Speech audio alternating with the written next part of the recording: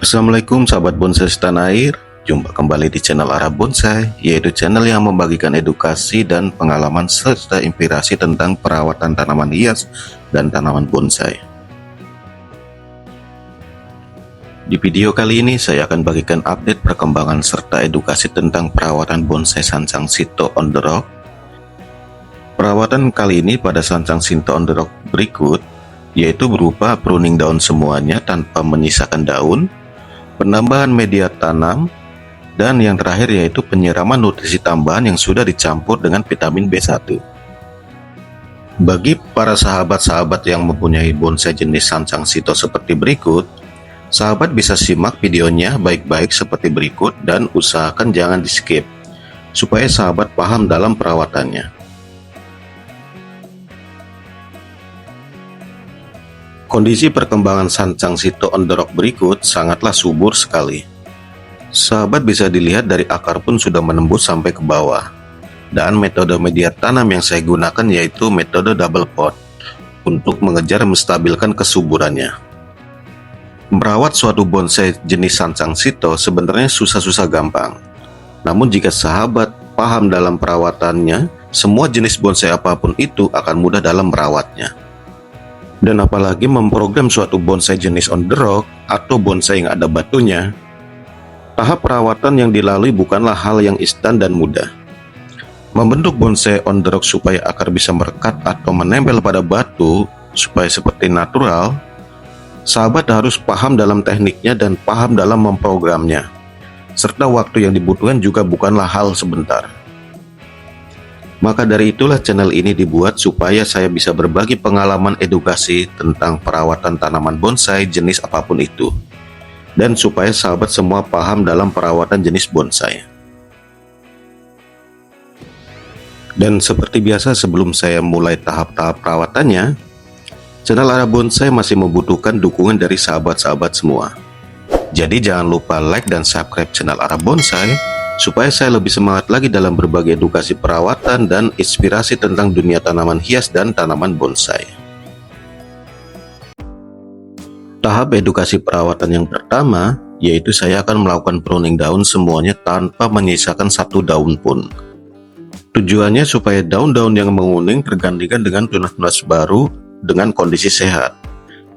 Dan selain itu bertujuan supaya mudah dalam mengecek di bagian cabang dan ranting yang tertutup daun.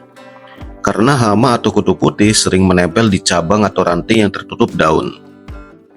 Jadi dengan pruning daun semuanya sebenarnya banyak manfaatnya. Berikut beberapa manfaat lain pruning daun total pada bonsai.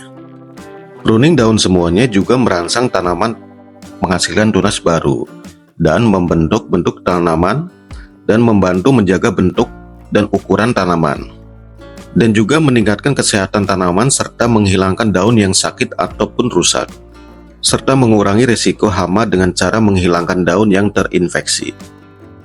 Bagi sahabat pemula di dunia bonsai, diharapkan waktu pruning daun full seperti video berikut, usahakan gunakan gunting yang sesuai dengan ujung yang runcing dan tajam, supaya cabang atau ranting yang tidak perlu dipotong tidak ikut terpotong. Karena waktu pruning total semua daun, posisi daun bukan cuma di pucuk saja, tetapi ada beberapa daun yang tumbuh di beberapa bawah ranting sehingga harus sedikit hati-hati supaya ranting yang sehat tidak ikut terpotong. Dan waktu pruning full daun semuanya memang memakan waktu, apalagi sahabat terlalu ragu atau terlalu khawatir takut cabang atau ranting yang sehat ikut terpotong. Pruning daun full berikut sebenarnya jarang saya lakukan pada bonsai Sansang Sito berikut. Saya hanya lakukan pruning total apabila kondisi bonsai sedang tidak baik-baik saja atau bertujuan untuk memperkecil daunnya. Dan untuk pruning rutin mingguan biasanya saya lakukan pruning di bagian pucuk-pucuk daun tertentu atau bagian yang perlu perimbunan dan pengecilan daun. Namun tips yang paling penting yaitu di musim penghujan seperti sekarang, sering-seringlah pruning per 1 minggu atau per 2 minggu karena musim penghujan, ranting dan daun rawan terkena dampaknya. Jadi apabila bonsai sahabat miliki ada beberapa daun yang dikiranya kurang sehat, segeralah cek dan antisipasi secepat mungkin supaya tidak menyebabkan mati ranting seperti bonsai-bonsai yang sudah terjadi. Dan di musim penghujan juga, pemerhatian suatu bonsai jenis apapun itu juga lebih diperhatikan lagi, supaya tidak telat penanggulangannya apabila terjadi kondisi yang tidak diinginkan. Dan apabila ada beberapa mati ranting, penanggulangannya yaitu sahabat segeralah potong sampai ketemu ranting hijau, dan juga supaya ranting mati atau kering tidak menjalar ke cabang atau ranting lain yang masih sehat. Biasanya bagian mati ranting yang sering tidak terlihat di beberapa bagian yang tertutup daun. Apabila bonsai sahabat memiliki daunnya rimbun dan rapat, sesekali di waktu sahabat menyiram tanaman, sahabat bisa tengok di bawah daun bagian cabang dan ranting. Apakah benar-benar kondisinya bagus dan sehat atau bermasalah? Karena saya sendiri sering kecolongan mati ranting pada bonsai yang saya miliki, yaitu kebanyakan di bagian yang tertutup daun yang aman dari sinar matahari. Jadi hama atau kutu putih sangat senang sekali karena tidak terkena sinar matahari. Simak baik-baik video tahap pruning berikut dan jangan di-skip, supaya sahabat pemula di dunia bonsai paham dan bisa mempraktekannya di bonsai yang sahabat miliki. Dan apabila sahabat kurang paham dan ingin menanyakan lebih detailnya, sahabat bisa tanyakan dan komen di kolom komentar. Saya sangat terbuka kepada siapapun karena suatu pengalaman itu lebih aman apabila kita berbagi.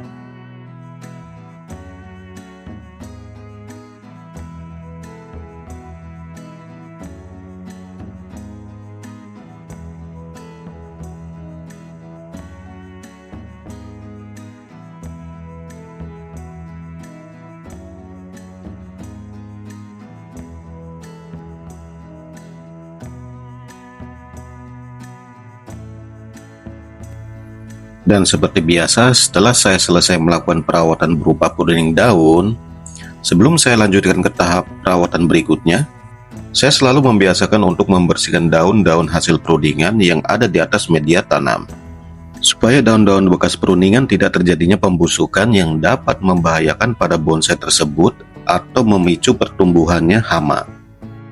Jadi saya sarankan bagi sahabat-sahabat pemula, apabila setelah selesai dilakukannya perawatan berupa pruning daun, alangkah bagusnya sahabat langsung lakukan pembersihan daun bekas pruningan terlebih dahulu sebelum lanjut ke tahap perawatan selanjutnya. Karena kebersihan pada suatu jenis bonsai apapun itu sangatlah penting serta berpengaruh juga pada kondisi bonsai tersebut. Jadi usahakan bonsai yang sahabat miliki jenis apapun itu, kondisinya selalu bersih dan terbebas dari kotoran yang ada di atas media tanam, supaya bonsai sahabat selain indah dengan masing-masing karakternya, tetapi bersih juga kondisinya, sehingga sahabat bisa menikmati kepuasan dalam keindahannya bonsai yang sahabat miliki dan lebih sempurna menikmatinya. Setelah pembersihan daun bekas pruning selesai, tahap selanjutnya atau tahap yang kedua, saya tambahkan media tanam di bagian atasnya. Karena curah hujan di daerah saya cukup deras, jadi media tanam bagian atas sering berjatuhan akibat percikan air hujan maupun di waktu penyiraman rutin.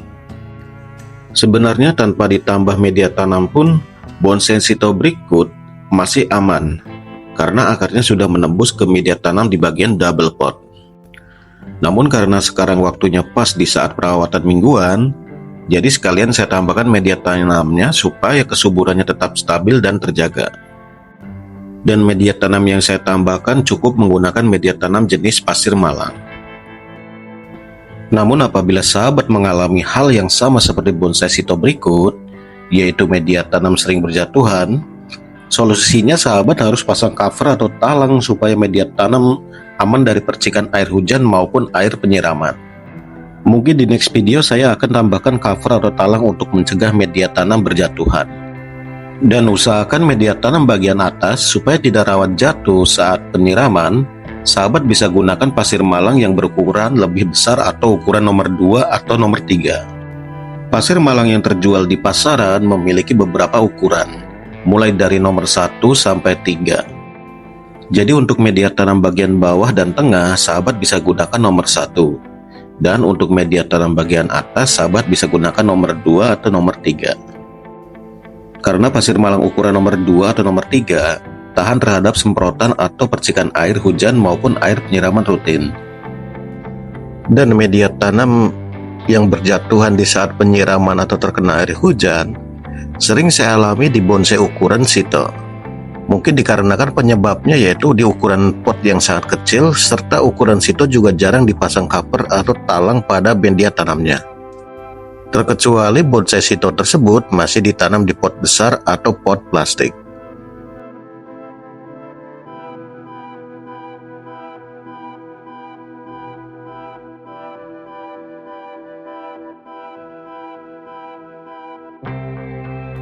Dan edukasi di tahap yang terakhir atau tahap yang ketiga, setelah selesai perawatan semuanya, di akhir tahap perawatan saya lakukan penyiraman yang sudah dicampur dengan vitamin B1. Karena setelah selesai perawatan, biasanya suatu bonsai rawan mengalami stres dan juga mencegah terjadinya mati ranting setelah pruning daun.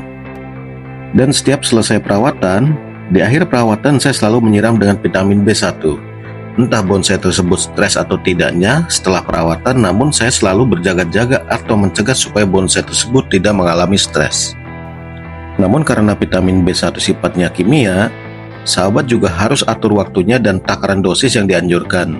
Jadi sahabat jangan terlalu sering menyiram dengan vitamin B1 apabila bonsai atau tanaman hias sahabat dalam kondisi bagus maupun subur.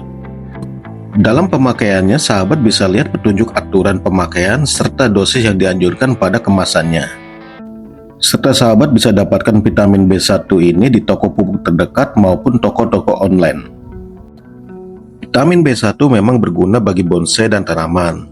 Namun pemakaian tidak sesuai serta dosis yang tidak teratur, maka bisa juga membahayakan pada bonsai yang sahabat miliki. Namun yang paling berbahaya dari vitamin B1 yaitu sahabat harus hati-hati dalam membeli produk vitamin B1 karena banyak di pasaran yang terjual produk vitamin B1 yang palsu dan tidak resmi. Karena apabila sahabat salah dalam membeli produk vitamin B1 yang palsu, ditakutkan pada bonsai yang sahabat miliki bukannya menghilangkan stres tapi malah menimbulkan permasalahan yang baru pada bonsai sahabat miliki. Berikut tampilan bonsai Sansang on the Rocks setelah dilakukannya perawatan mingguan. Dan setelah 3 minggu saya akan update lagi perkembangan bonsai Sansang on the Rock tersebut.